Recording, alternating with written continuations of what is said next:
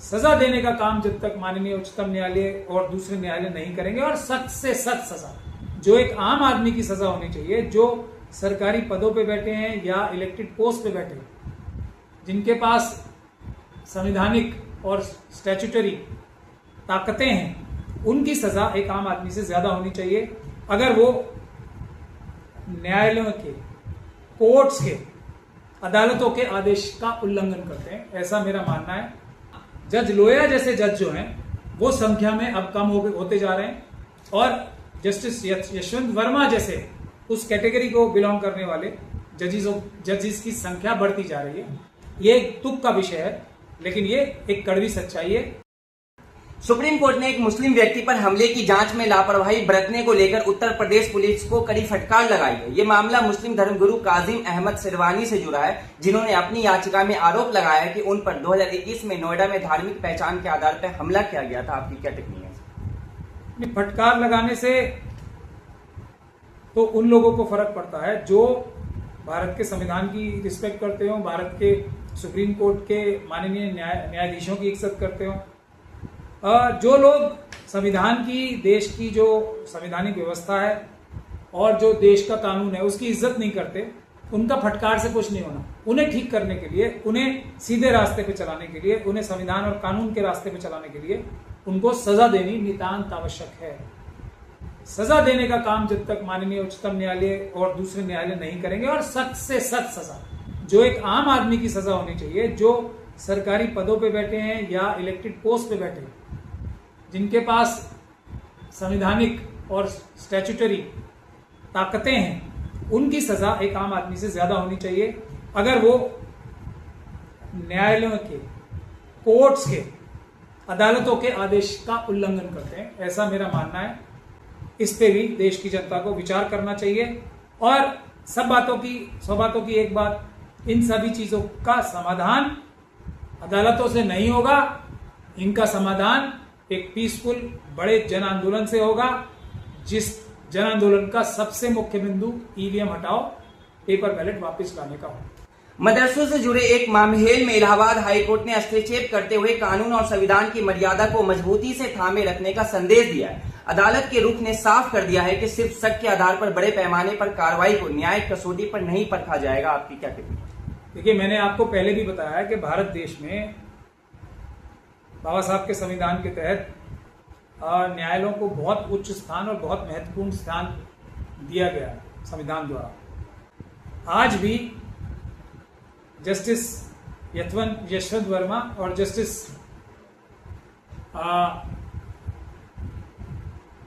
का एक एग्जाम्पल है हमारे सामने, और दूसरा एग्जाम्पल है हमारे सामने जज लोया।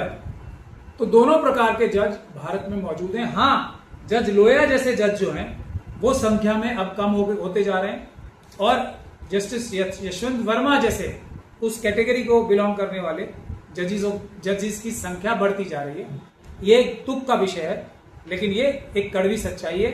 लेकिन जो पूरे भारत की न्यायिक व्यवस्था को अपने कंधों पे उठाए खड़े हैं लोग, मुट्ठी भर लोग जजेस, वो वाले हैं जो जज लोया जैसे जज हैं। और इस देश को उनका कृतज्ञ रहना चाहिए, उनको इज्जत देनी चाहिए, उनकी रिस्पेक्ट करनी चाहिए, उन्हें सलाम करना चाहिए कि वो इतनी विपरीत परिस्थितियों में भी जाके ईमानदारी और बहादुरी से अपना काम कर रहे हैं। इससे ज्यादा धांधली का कोई वो नहीं है। जो चुनाव आयोग के अधिकारी स्वयं वीडियोग्राफी नहीं देते,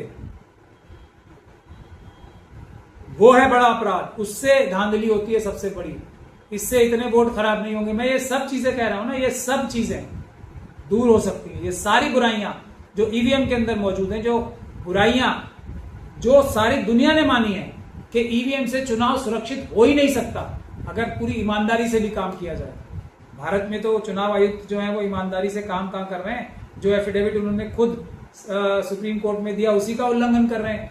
ईवीएम के विषय में बता रहा हूं मैं। और जो उनका खुद की गाइडलाइंस है उन्हीं का उल्लंघन कर रहे हैं। और हमने उन्हीं गाइडलाइंस के तहत न्यायालय से आदेश कराया वीडियोग्राफी देने का। तो मोदी जी से मिलके, सरकार से मिलके, अमित शाह जी से मिलके चुनाव आयोग के भ्रष्ट अधिकारियों ने कानून ही चेंज करा लिया। मगर ये इत्र लगाने से इतनी बड़ी गड़बड़ी नहीं होगी। चुनाव आयोग के अधिकारी बड़े लेवल पे कर रहे हैं गड़बड़ी, उससे ज्यादा गड़बड़ी होती है। तो ये छुटकर वोट और जो फुटकर वोट हैं उनको दुरुस्त करने के लिए, वो भी मुंह दिखाने के लिए, ये सब कार्य जो करती है चुनाव आयोग, उससे बिल्कुल भटकना नहीं चाहिए। चुनाव आयोग अपने ही मशीनों के खिलाफ, उनकी कमियों के खिलाफ, क्योंकि ज्यादा दिमाग नहीं लगाते ना आरएसएस और बीजेपी के लोग, तो अगर वो कोई गलत काम कर रहे हैं तो उसमें भी ज्यादा अकल तो है नहीं, तो खुद ही पकड़े जाते हैं, अपने जाल में खुद ही फंस जाते हैं। खुद ही मान लिया कि इस तरह से भी ईवीएम में गड़बड़ी हो सकती है, ये वो खुद ही एक तरीके से इकबाल जुर्म कर रहे हैं। अब तो कम से कम बैलेट पेपर की बारे में सोचना शुरू करें, अगर आप में इतना सा भी जमीर बाकी है चुनाव आयोग के लिए। देखिए अब मैं क्या बोलूं, एक तरफ कुआं एक तरफ खाई। प्रशांत किशोर साहब आरएसएस के एक आदमी हैं, उनके एक वर्कर हैं, जिनको इस फील्ड का एक कृत्रिम कहते हैं ना, कृत्रिम आर्टिफिशियल एक्सपर्ट आरएसएस के लोगों ने ही बनाया है।